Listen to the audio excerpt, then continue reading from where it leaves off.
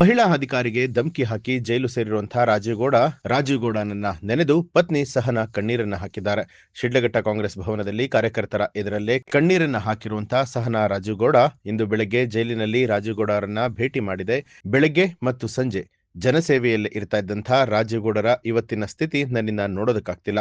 ಆದರೆ ಇದೇ ಶಾಶ್ವತವೇನಲ್ಲ, ಕತ್ತಲು ಮುಗಿದ ಮೇಲೆ ಬೆಳಕು ಬಂದೇ ಬರುತ್ತೆ ಅಂತ ಹೇಳಿದ್ರು. ಅದಕ್ಕೆ ಕಾಂಗ್ರೆಸ್ ಪಕ್ಷದ ಬೆಂಬಲಿತ ಅಭ್ಯರ್ಥಿಗಳಾಗಿ ಜಂಗಮಗೌಡ ಭಾಗದಿಂದ ನಮ್ಮ ಹಿರಿಯ ಕಾಂಗ್ರೆಸ್ ಮುತ್ಸದಿ ಅಂತಲೇ ಹೇಳುವುದು ಬಿ ರಾಮಯ್ಯನವರ ಸುಪುತ್ರರಾಗಿ ಶ್ರೀಯುತ ಶ್ರೀನಿವಾಸ ರಾಮಯ್ಯನವರನ್ನ ಆಯ್ಕೆ ಮಾಡಲಾಗಿದೆ. ಅದೇ ರೀತಿಯಾಗಿ ಶಿಡ್ಲಘಟ್ಟ ಭಾಗಕ್ಕೆ ಕಾಂಗ್ರೆಸ್ಸನ್ನೇ ತನ್ನ ಉಸಿರಾಗಿಸಿಕೊಂಡಿರುವಂತಹ ಶ್ರೀಯುತ ಚೊಕ್ಕೇಗೌಡರನ್ನ ಆಯ್ಕೆ ಮಾಡಲಾಗಿದೆ.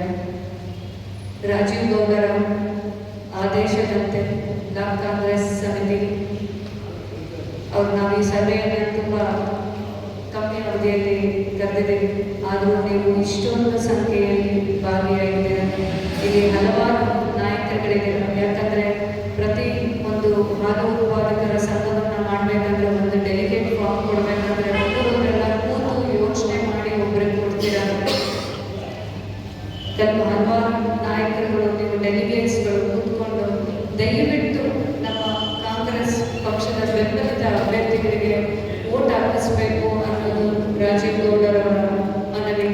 ಇವತ್ತು ಬೆಳಗ್ಗೆ ನಾನು ಅವರನ್ನ ಭೇಟಿ ಮಾಡಕ್ಕೆ ಹೋಗಿದ್ದೆ.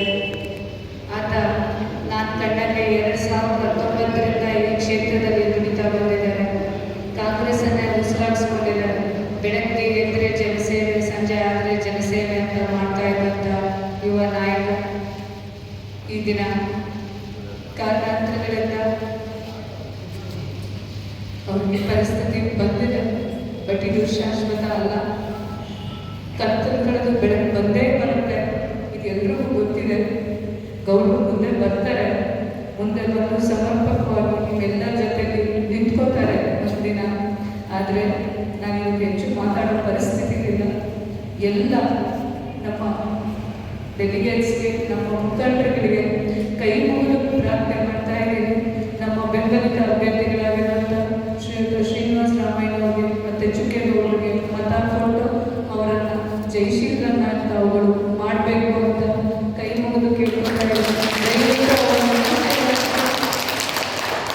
ದಯವಿಟ್ಟು ಅವರನ್ನು ಆಶೀರ್ವದಿಸಿ ವಿಜಯನನ್ನಾಗಿ ಮಾಡಿ ಅಂತ ಕೇಳ್ಕೊತಾ ಇದ್ದೀವಿ. ತುಂಬ ತುಂಬ ಧನ್ಯವಾದಗಳು. ಇಷ್ಟು ಕಡಿಮೆ ಅವಧಿಯಲ್ಲಿ ತಾವೆಲ್ಲರೂ ಇಲ್ಲಿ ಸೇರಿ ಅವ್ರಿಗೆ ಬೆಂಬಲ ತೋರ್ತಾ ಇದ್ದೀರಿ. ನಿಮ್ಮೆಲ್ಲರಿಗೂ ಮತ್ತೊಮ್ಮೆ ಮೊದಲೊಮ್ಮೆ ನಮಸ್ಕರಿಸ್ತಾ ಇದ್ದೀನಿ. ದಯವಿಟ್ಟು ಸಹಕರಿಸಬೇಕು ಅಂತ ಕೇಳ್ಕೊತಾ ಇದ್ದೀನಿ. ನ್ಯೂಸ್ ಅಲರ್ಟ್ ನಿಮ್ಮಿಂದ ನಿಮಗಾಗಿ.